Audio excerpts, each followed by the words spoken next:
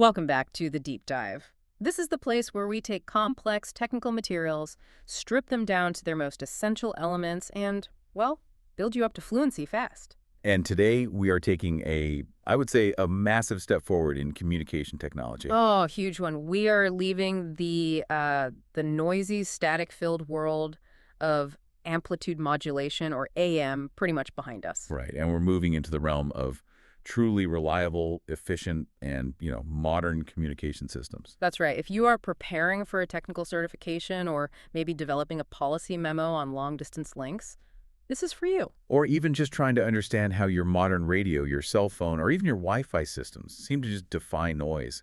This deep dive is absolutely crucial. Okay, so let's set the stage. AM, as we've discussed before, has a couple of, well, fatal flaws. Two big ones. First, it's highly susceptible to atmospheric noise and external interference. Because the information is carried in the wave's volume, its amplitude. Exactly. And the second flaw is that it just wastes power by transmitting continuously, even during the quiet parts. So our central mission today is really defined by those two problems, isn't it? It is. We need communication that isn't knocked off course by static, and we need communication that is power efficient. So we're going to show you precisely how changing the wave's angle, and that's frequency and phase modulation, solves the noise problem. And then we'll show you how transmitting data in discrete pulses, which culminates in pulse code modulation, solves both the power and the fidelity problem. We've structured this deep dive like a high-level engineering course. We're prioritizing clear definitions, specific numerical standards that really matter for exams.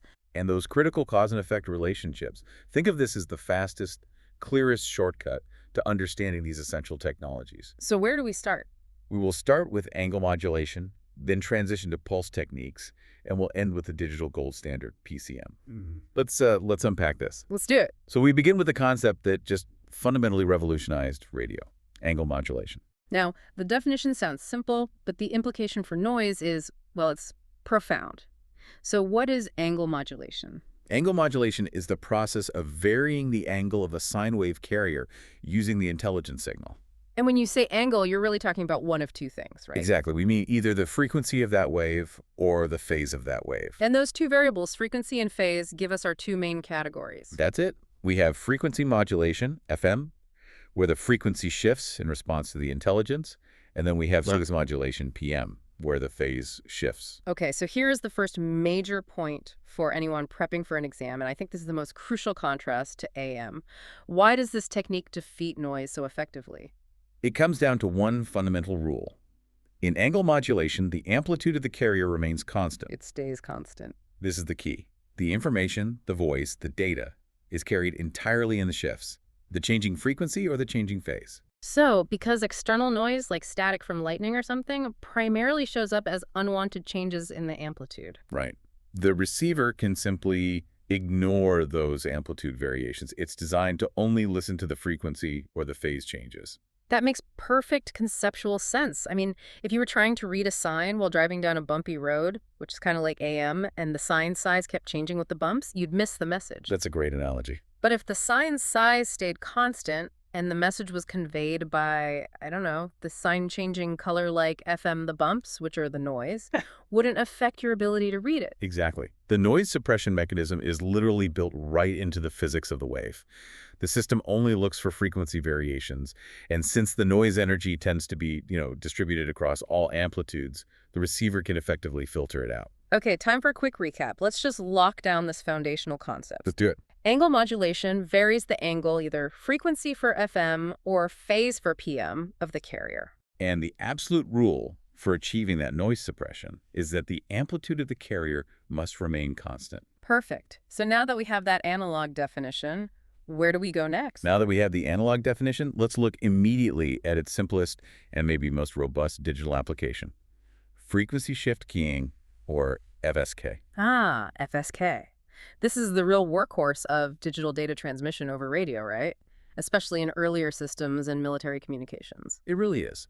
FSK is essentially binary digital data transmission, but using FM principles. So it's not continuously changing to represent a voice. It's, abruptly switching between two fixed states. That's exactly right. It is the simplest form of FM, and it's used to transmit digital intelligence via discrete frequency shifts.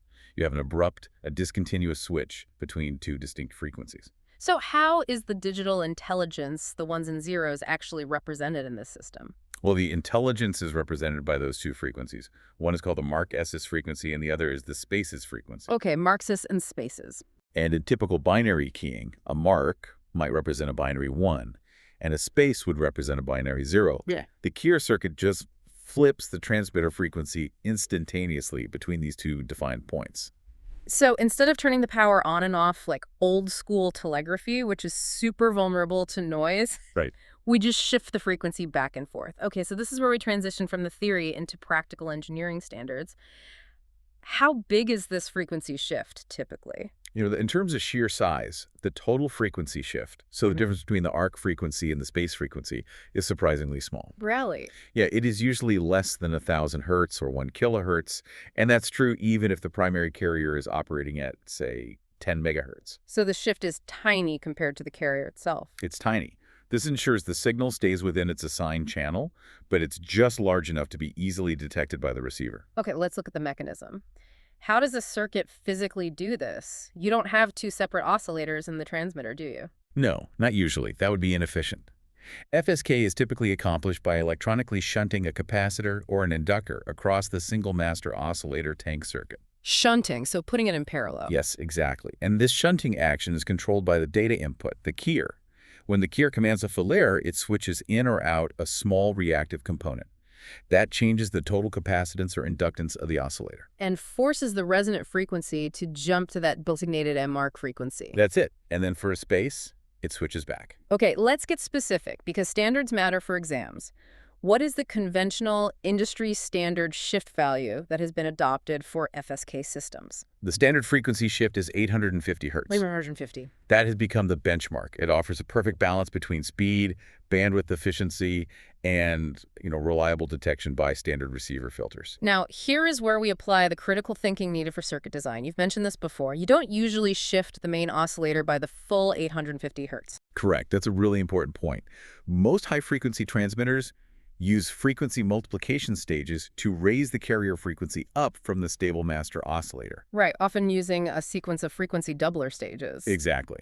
So let's take the specific scenario given in our source material. Imagine a transmitter with two amplifier stages, and each one doubles the frequency. So that gives us a total multiplication factor of 2 times 2, which is 4. Right, a factor of 4. So if we want the final output signal to have that standard 850 hertz shift, how much must the original stable master oscillator actually shift? Okay, so you have to account for that multiplication. You have to work backwards. You do. The oscillator's required shift is the final desired shift divided by the total multiplication factor.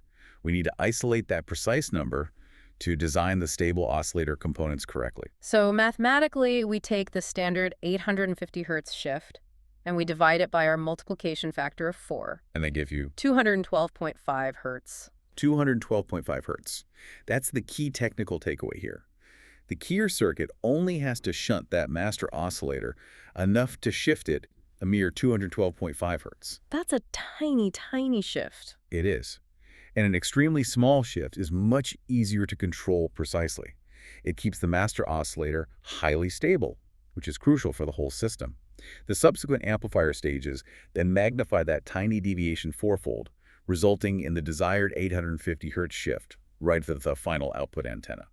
That is a perfect illustration of efficiency through multiplication. You're making the job of the most critical component, the frequency source, much easier. Absolutely. Okay, let's do another quick recap here. Let's do it. FSK uses 2 discrete frequencies, which we call anc mark and space. And the standard shift between them is 850 hertz. But when you're designing the circuit, you have to remember to divide that standard shift by the transmitter's total multiplication factor, like 4 in our example. Which gets you to the required shift of the stable master oscillator. Yeah. In our case, that was 212.5 hertz. Perfect. So let's circle back to the why. Why is FSK fundamentally better than just keying the power on an O-off-F, which is what continuous wave or CW telegraphy does? This feels like a policy point on reliability. It absolutely is. The primary advantage, as you implied, is superior noise immunity and resistance to fading. FSK rejects noise better than on-RF keyed CW because the signal energy is always present. Okay, explain the consequences of that always present rule. What does that really mean for the receiver? Well, in CW, when you key O off, the transmitter goes to 0 amplitude. It's just silent. Right. During that silent period, Noise, static, or any interference can easily dominate the transmission path. The receiver has no signal to reference, so it can actually lose track of the transmission. But with FSK? With FSK, the carrier is always active. It's either the TR mark frequency or the space frequency. The signal never ever drops to zero. And what does that constant energy do for the signal-to-noise ratio, the SNR? This constant presence guarantees an inherent SNR improvement. FSK provides a guaranteed improvement of approximately 3 dB over standard AM systems. Now, a 3 dB improvement might sound small to some people. It might, but it means the signal power relative to the noise power is literally doubled. That is a massive gain in reliability for minimal effort. And that's critical for weak signal reception. So what happens when conditions get really rough, like during severe atmospheric turbulence or, say, ionospheric fading? Under those severe fading conditions, which are very common in, for example, high-frequency long-distance communications, that improvement often increases. It can reach as high as 5 dB. Wow. And furthermore, since the signal is continuously present, the receiver's automatic volume control, its AVC circuits, have continuous energy to lock onto. Ah, so it helps the receiver stabilize itself. Precisely. This continuous locking helps minimize the effects of signal fading far more effectively than any AM system can. It's what makes FSK the reliable bedrock of digital radio communication. So the takeaway for the learner or the policymaker here is this. FSK achieves reliability not just because the amplitude is constant, but because the energy is continuous. That allows receivers to stabilize their gain and maintain contact even when the signal strength dips. That's the core advantage right there. Okay, let's transition. We're moving now from the discrete digital shifts of FSK back to continuous analog FM, the system used for high-fidelity broadcasting and many commercial applications. Right. And here we're going to define the two core rules that govern the shape and the sound of an FM signal. And these are critical. The output of an analog FM wave is dictated entirely by two proportional relationships between the input modulating signal, your voice or music, and the resulting carrier frequency. You must know these cold. Okay, rule number 1. This one deals with the amplitude of the input signal. Rule 1. Amplitude determines shift amount. The amount of frequency shift, which is known as the frequency deviation or delta F, is proportional to the amplitude of the modulating signal. So, loudness controls the depth of the swing.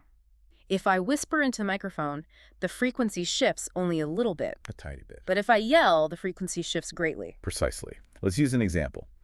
If a 10-volt audio signal causes the carrier to deviate by 20 kilohertz in either direction, then doubling the loudness to a 20-volt signal will proportionally double that deviation to 40 kilohertz.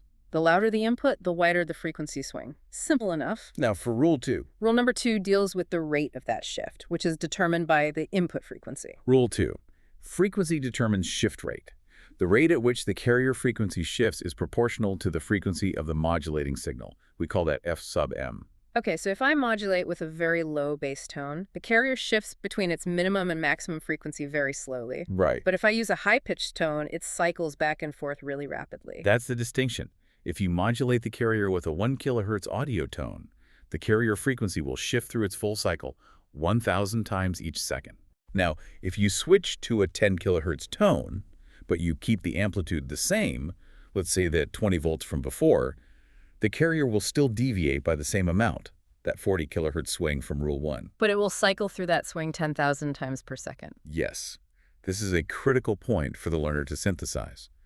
The loudness of the input determines the size of the frequency swing, while the pitch, or the frequency of the input, determines the speed of that swing. Okay, quick recap segment.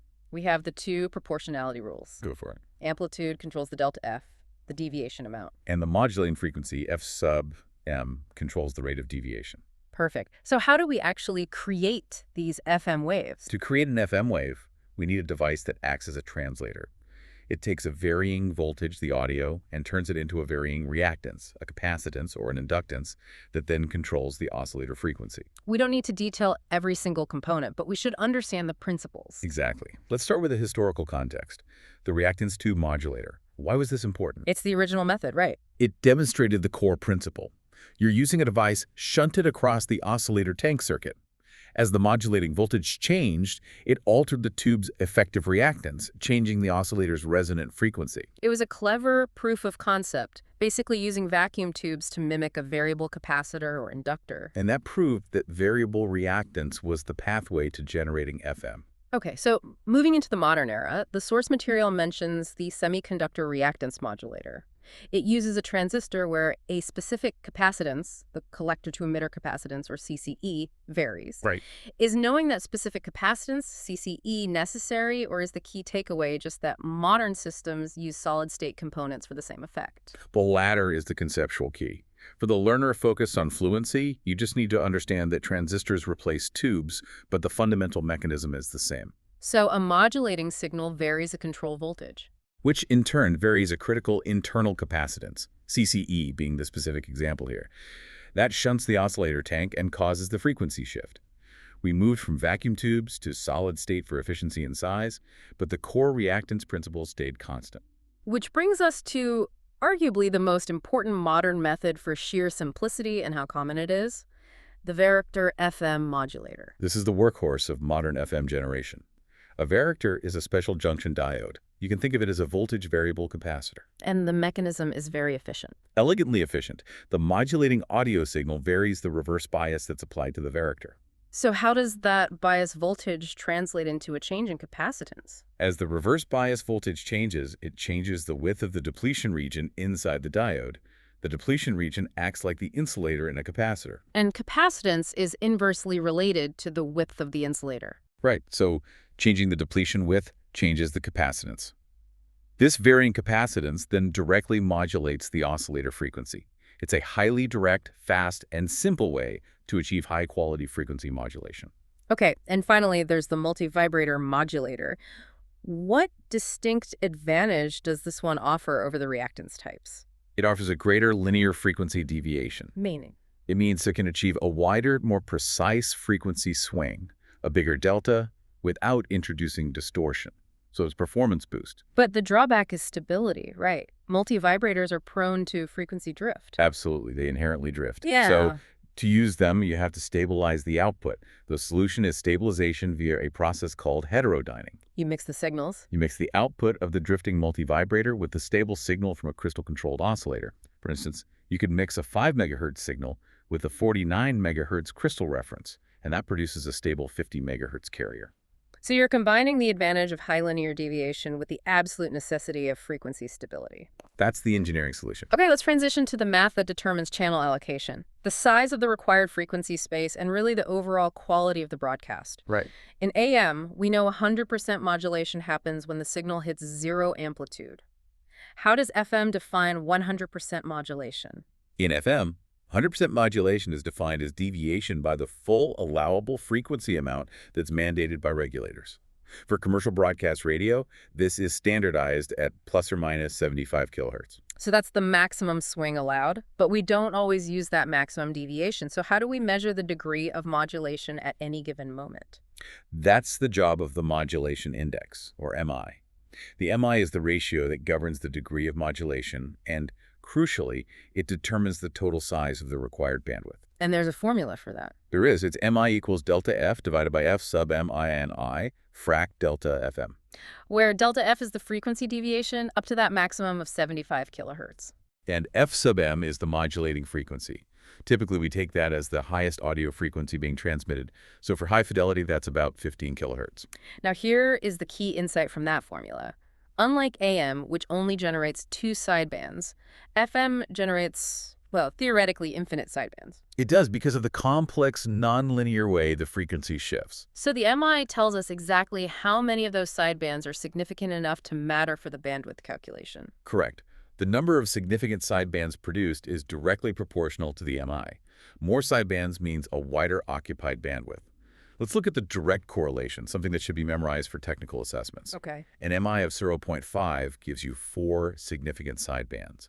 An MI of 1.0 gives you 6 sidebands. And what about for high fidelity FM? An MI of 5.0, which is the standard for hi-fi FM, gives you 16 significant sidebands. And an MI of 10 gives you 28. The fact that an MI of 5 gives us 16 sidebands compared to AM's 2 is exactly why FM takes up so much more spectrum. That's it. This bandwidth cost is the price we pay for that noise immunity and high fidelity. So let's calculate the final bandwidth for a standard high-fidelity commercial broadcast. What's the formula? The bandwidth, BW, is the modulating frequency, F sub M, multiplied by the number of significant sidebands. A WM of significant sidebands. Okay, let's use the parameters for 100% modulation. So f sub m is 15 For kilohertz, high-fidelity audio, yes. and the maximum deviation delta f is 75 kilohertz. First, we need the MI. Right. MI is 75 kilohertz divided by 15 kilohertz, which equals 5. And since our modulation index is 5, we know from our chart that this generates 16 significant sidebands. So now the final bandwidth calculation. Bandwidth equals 15 kilohertz times 16. That gives us a total occupied bandwidth of 240 kilohertz. And this number is the single most important technical data point to emerge from this section. It proves that bandwidth is dictated by sidebands. Right, because the maximum possible deviation itself is only 150 kilohertz total, 75 above and 75 below the carrier. But the calculated bandwidth of 240 kilohertz is 90 kilohertz wider than the deviation alone. This illustrates the massive spectral real estate cost incurred by the significant sidebands. Unnecessary costs for high-quality, noise-resistant transmission. That 240 kilohertz is the true engineering cost of fidelity and noise rejection. Let's do a quick recap of that. Okay.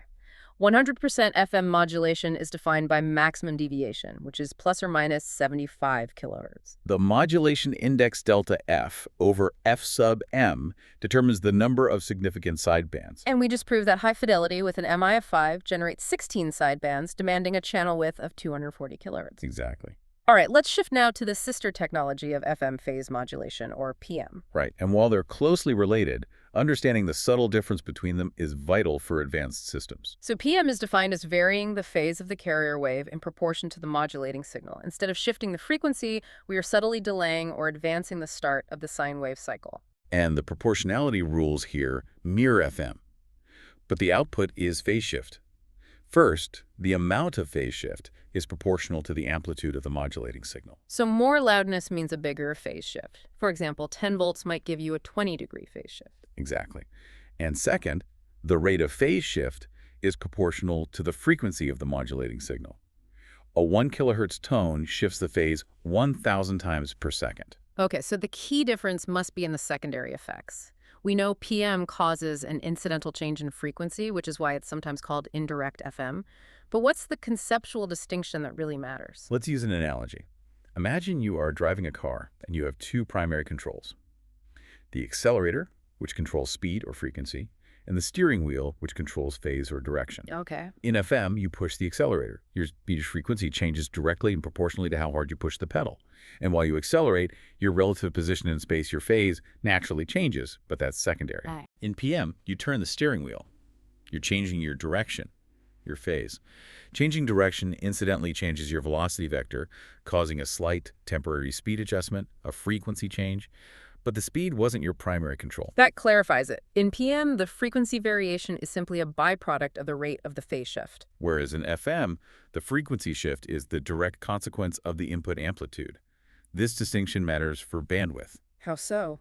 Like FM, PM produces infinite sidebands. But because the frequency variation in PMs derived from the rate of phase change, the bandwidth of PM signals actually increases as the modulating frequency increases. Oh, unlike FM, where the bandwidth is more dominated by the amplitude through the modulation index. Exactly. That difference dictates how engineers have to manage spectrum for each type of modulation. Okay, so let's move to digital techniques again. PSK is the high-speed successor to PM. Where does phase shift keying excel over FSK? PSK is preferred for extremely high-speed data communications. Think satellite telemetry, synchronization signals, things like that. And why is it better for that? Because it allows us to encode more data in fewer transitions. So how is the binary data encoded using these phase shifts? PSK relies on phase reversal of the carrier. It uses discrete, sudden shifts to denote the binary values. So a binary 1. A binary 1 typically causes a sharp 180-degree phase shift. The wave literally flips its polarity. And a binary 0 causes? A binary 0 typically causes no phase shift, a 0-degree shift. So 1200 bits per second data stream means the carrier has to flip its phase 1200 times per second? At least. And that requires a detection bandwidth of at least 1200 hertz. However, those instantaneous 180-degree phase reversals, while they're great for encoding data rapidly, create a side effect. Which that is? Sharp spikes in the waveform called CUSPS. Cusps. That sounds technically problematic. Why are they an issue, and how do we deal with them? They're a problem because a sharp, Sudden change in any waveform is, mathematically speaking, composed of many high-frequency components, And those high-frequency components spread the signal out across a massive, undesirable bandwidth. which is a violation of regulatory limits. So to ensure the output signal frequencies are confined to their assigned channel, these CUSPS must be removed by specialized filtering before the signal ever leaves the transmitter. So that's a critical engineering requirement in any PSK system. It is. Okay, time for a recap. PM varies the phase, causing only incidental frequency change. And its digital cousin, PSK, uses a sharp 180-degree phase shift to encode a binary 1. But critically, these sharp phase shifts create those high-frequency spikes called CUSPS, which require filtering to limit the signal's bandwidth. Got it. Okay, we just solved the noise problem using angle modulation, which keeps the carrier amplitude constant. Right. But angle modulation still requires the transmitter to be on 100% of the time consuming continuous power. So now we shift gears completely. Our new mission is to solve the problem of power efficiency using pulse modulation. And this is the foundation of things like radar, telemetry, and modern digital sampling. It is. The central concept is really simple. Instead of a continuous wave, the intelligence is carried by a train of discrete pulses. And the RF carrier is generated only during the positive pulse intervals, a process we call pulsing. By turning the transmitter off most of the time, we can save immense amounts of energy. Exactly. But to understand those efficiency gains, we need to master the exact timing definitions that govern a pulse train. This is the vocabulary of modern pulse systems. Okay, let's define the time components for one complete pulse cycle. First up, the time the RF is actually being transmitted. That is the pulse duration, PD, or more commonly the pulse width, PW. Next, we have the time the transmitter is resting and saving power. That's the rest time, RT. And this period can be vast compared to the pulse width, especially in something like radar. So if you add those two together, the pulse width and the rest time, you get the total time of one complete pulse cycle. Which is the pulse repetition time, PRT. That gives us our fundamental relationship. PRT equals PW plus RT. And finally, the rate at which those pulses occur is the pulse repetition frequency, PRF, measured in pulses per second. And that's just the reciprocal of the PRT. Yeah. PRF equals 1 over PRT. So if the PRT is 1 millisecond, the PRF is 1,000 pulses per second. Okay, now let's talk power, because this is where the policy or the budget decision really comes in. We have peak power and average power. Right. Peak power is the maximum power reached during the short pulse during the PW. In a high power radar, this might be 100 kilowatts or even more. But the average power is different. Very different. It's the peak power averaged over the entire pulse cycle, the PRT. If the transmitter is only on for, say, 1% of the time, the average power is only 1% of that peak power. And the measure that links peak power to average power is the duty cycle. This is what dictates the thermal design and the operating costs of the entire system. Correct. The duty cycle is simply the ratio of working time, the PW, to the total time, the PRT, duty tech cycle. It's expressed as a decimal or a percentage. So if a radar system has a pulse width of 1 microsecond and a PRT of 1,000 microseconds, Which is 1 millisecond, yes. the duty cycle is 1 divided by 1,000, or 0.001. And that's a duty cycle of just 0.1%. So if that system has a peak power of 100 kilowatts, the average power is only 100 kilowatts times 0.001, which is a mere 100 watts. And that's the massive engineering trade-off. A system can achieve these brief, massive bursts of peak power for excellent range and signal penetration, Yet still operate reliably on a tiny average power budget, which reduces heat and maintenance. Yeah. This is the primary policy motivation for using pulse techniques. Okay, let's do a recap of that section. We established the 4 timing definitions. TW, pulse width, RT, rest time, Yeah. PRT, total time PW plus RT, and PRF, rate with 1 PRT, And the key policy metric that links them all together is the duty cycle, PW over PRT. which allows for high peak power by ensuring a low average power consumption. Great. So now that we have a constant train of pulses, we have 4 different physical characteristics of that pulse that we can vary to impress intelligence onto it. Let's start with the simplest, but also the least effective. And that would be pulse amplitude modulation, or PAM. In PAM, the amplitude of the pulse is controlled by the instantaneous amplitude of the modulating signal. So you can think of it as a sampled version of AM. That's a good way to put it. And if it's based on amplitude variation, I'm going to assume it falls into the exact same noise trap as continuous wave AM. You are absolutely right. PAM has a very high susceptibility to noise and interference, just like AM. Any noise voltages added to the signal are indistinguishable from the actual intelligence because they both affect the amplitude of the pulse. So it's not very practical for transmission. Right. While PAM is simple to generate, this noise vulnerability means it is rarely used for final transmission. It's often reserved for internal signal processing or as a transitional stage before digitizing a signal. Okay, so since amplitude modulation is noisy, engineers quickly move to pulse time modulation, or PTM. Right. PTM is a general term where the characteristics related to the timing of the pulse carry the intelligence. And we have three main categories here, each with distinct advantages and disadvantages. Let's start with PDM. Okay. In PDM, or pulse duration modulation, also called pulse width modulation, the width or duration of the pulse is varied proportionally to the instantaneous value of the modulating signal. So if the signal is positive, the pulse gets wider. If it's negative, the pulse gets skinnier. That's the idea. The amplitude is fixed here, so we keep that constant peak power benefit. But what's the major drawback? The disadvantage is linked back to the duty cycle we just discussed. Since the width of the pulse is constantly changing, the average power output of the transmitter is constantly varying. And that's not ideal. Not at all. This variability requires the transmitter to handle wide fluctuations in power, making the system less stable and less efficient than the next technique we'll discuss. Okay, and that next technique is PPM, which is generally considered superior. It is. In pulse position modulation, or PPM, the position of each pulse is varied relative to a fixed reference position, and that variation is proportional to the modulating signal. And why is PPM considered superior? Because it maximizes power efficiency. In this method, the pulse amplitude is fixed and the pulse duration is fixed. So since both are fixed, the transmitter power is completely constant. Completely constant. This vastly simplifies the design of the transmitter as it doesn't have to deal with fluctuating average power like PDM does. Okay, so if PPM is the constant power champion, it must have a significant downside. There's always a trade-off. And the trade-off is complexity and timing.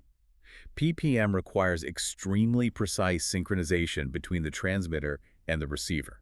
So if the receiver's timing reference drifts by even a tiny amount, Or if the propagation time changes slightly, the pulse position is misread and the intelligence is corrupted. Reliability hinges entirely on perfect synchronization. and finally we have PFM, where we modulate the rate of the pulses themselves. Yes, in pulse frequency modulation, the pulse rate, the PRF, is varied according to the modulating signal. For instance, if the system is designed around a base rate of 8,000 pulses per second, or P, right, a maximum positive signal might push that rate up to 9,000 pp's, and a maximum negative signal might pull the rate down to 7,000 pp's.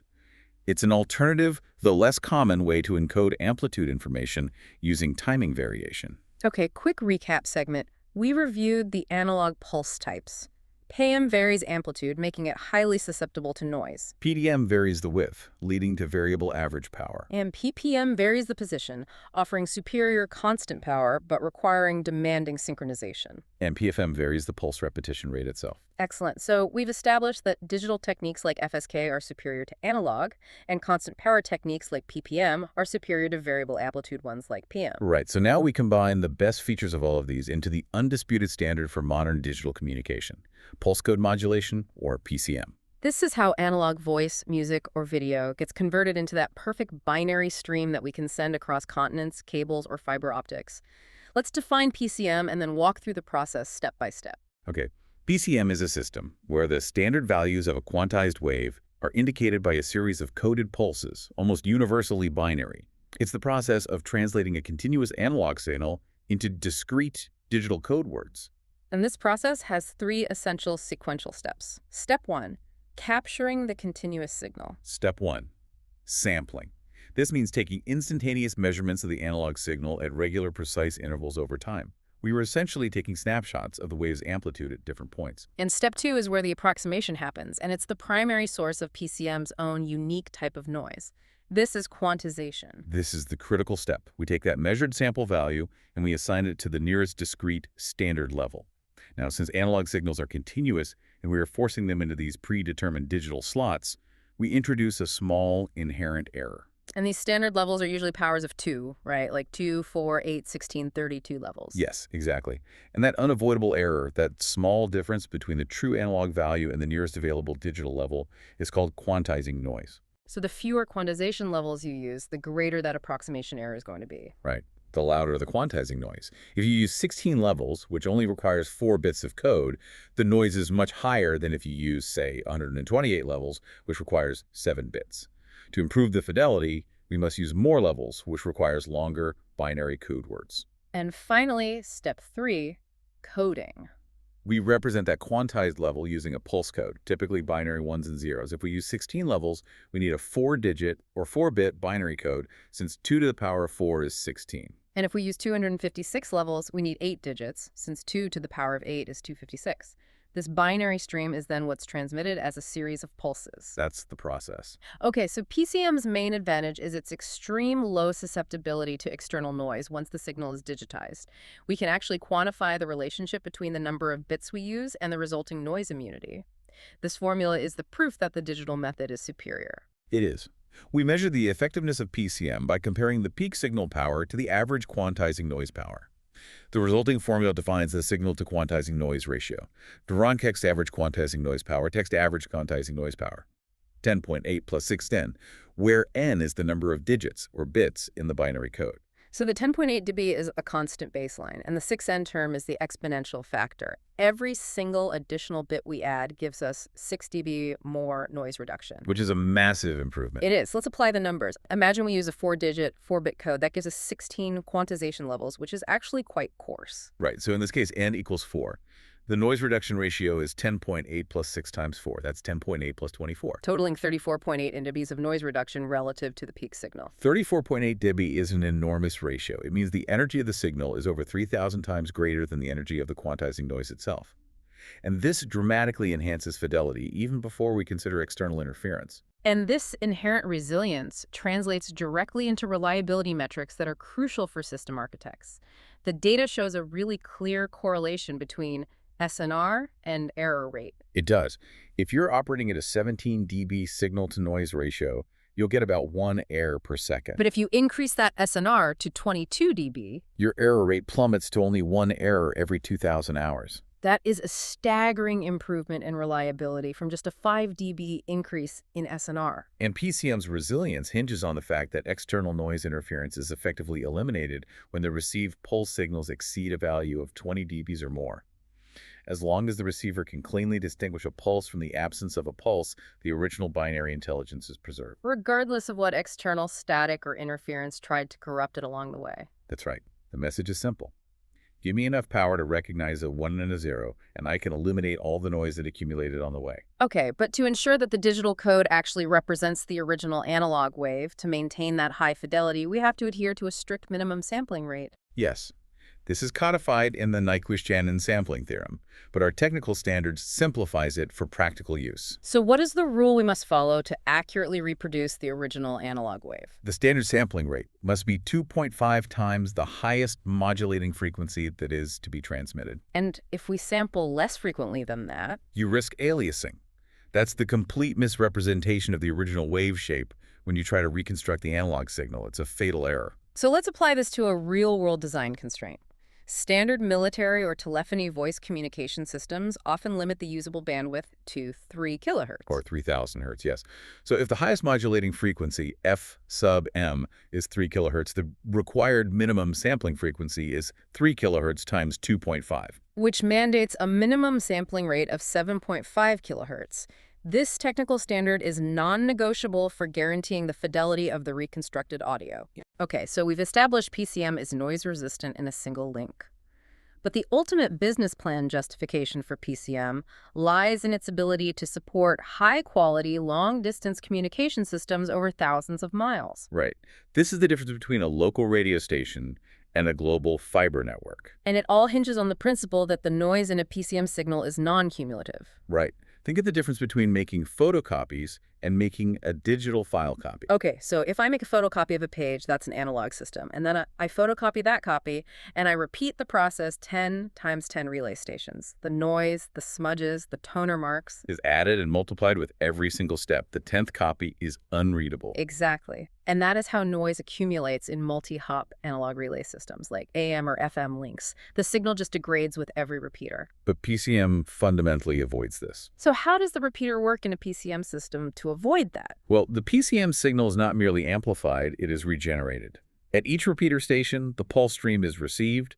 The system determines whether each pulse is cleanly a 1 or a 0.4. Based on that 20 dB threshold we mentioned earlier. Exactly, and that it perfectly reconstructs a brand new distortion-free pulse stream.